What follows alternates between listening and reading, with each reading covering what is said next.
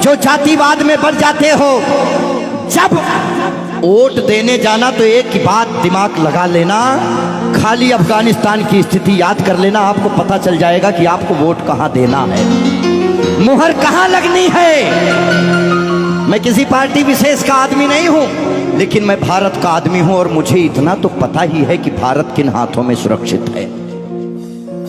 इसीलिए ध्यान से ये जो जातिवाद में हम लोग बट रहे हैं उस पे है कि मन की हल्दी घाटी में राणा के भाले डोले थे, यूं लगता है वीर शिवाजी चीख चीख कर बोले थे।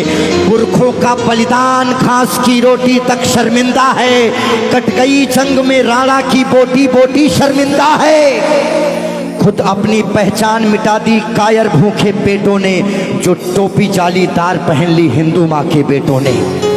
और सर पर लानत, तालियां नहीं, सुनिए पूरी बात, कि मन की हल्दी घाटी में राणा के भाले डोले थे, यूं लगता है वीर शिवाजी चीख चीख कर बोले थे। पुरखों का बलिदान घास की रोटी भी शर्मिंदा है, कट गई जंग में राणा की बोटी बोटी शर्मिंदा है। खुद अपनी पहचान मिटा दी कायर भूखे पेटों ने, जो टोपी जालीदार पहन ली हिंदू माँ के बेटों ने। सर पर लानत वाली छत से फिर खुला ठिकाना अच्छा था, टोपी गोल पहनने से तो मर जाना ही अच्छा था। मथुरा अवधपुरी घायल है, काशी घिर गई कराहों से, यदकुल गठबंधन कर बैठा कातिल नादिर शाहों से। मुंह से आह तलक ना निकली धर्म ध्वजा के फटने से, कब तुमने आंसू छलकाए गौ माता के कटने पे। हिंदुस्तान के लोगों जागो, कब तुमने आंसू छलकाए गौ माता के कटने पे। जागे नहीं अगर आज हम, तो ये प्रश्न पीढ़ियां पूछेंगी। हमारे पास दो ही ऑप्शन है, या तो हम अपनी आने वाली पीढ़ियों के लिए चेतावनी बन जाएं या मिसाल बन जाएं। ना हम कश्मीरी पंडितों को भूलेंगे और ना राम भक्तों पे गोलियां चलाने वाले को भूलेंगे। ये वही भारत है, ध्यान रखिएगा। किसी बहकावे में नहीं आना है कि कब तुमने आंसू छलकाए गौ माता के कटने पे, और जागे नहीं अगर हम, तो ये प्रश्न पीढ़ियां पूछेंगी।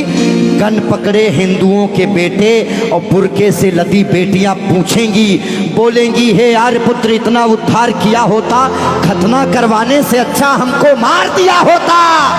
और सोते रहो सनातन वालों तुम सत्ता की गोदी में, पर सांस आखिरी तक भगवा की रक्षा हेतु लड़ूंगा मैं। शीश कलम करवा दूंगा पर कलमा नहीं पढ़ूंगा मैं, शीश कलम करवा दूंगा। आने याद रखना, हमारे भारत में 29 राज्य हैं, जिसमें से खाली 22 राज्यों में हम लोग बहुसंख्यक हैं, बाकी अल्पसंख्यक। इसीलिए मैं भजन भी गाता हूं, मैं जागरण भी करता हूं, क्योंकि मैं भारत, मेरा चैनल कभी भी बदल सकता है। अभी देशभक्ति चल रहा है, कभी कभी कपिल शर्मा लग जाएंगे, फिर कभी आस्था लग जाएगा। लेकिन एक बात का ध्यान रखना, हमेशा हम आज़ाद कैसे हुए ये बहुत मायने नहीं रखता है, लेकिन हम गुलाम कैसे हुए ये बहुत ज़्यादा मायने रखता है। आप जानने का प्रयास करना कि ऐसा क्या हुआ होगा भारत में जो पूरा अखंड भारत गुलामी की तरफ बढ़ गया।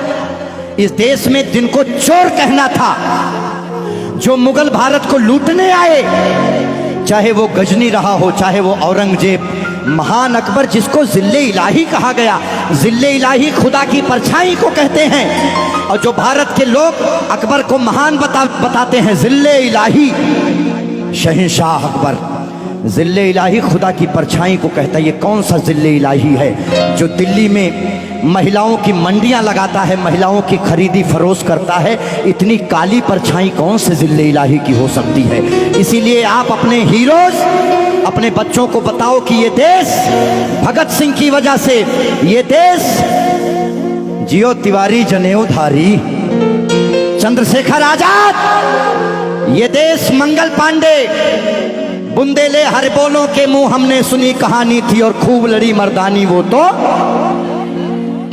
हमारे यहाँ महिलाएं घूंघट करती हैं क्योंकि यहाँ लुटेरे आए भारत में, लूटे, डोलियां लूटे, महिलाओं के साथ दुराचार किए, जिसकी वजह से उन्हें पर्दे में रखा जाने लगा। भारत के लोगों, 2022 का चुनाव आपके सर पे है। मोहर लगाने से पहले सोच लेना कि भारत वाकई में किन हाथों में महफूज है। बाकी आगे आपकी मर्जी। बोलिए भारत माता की।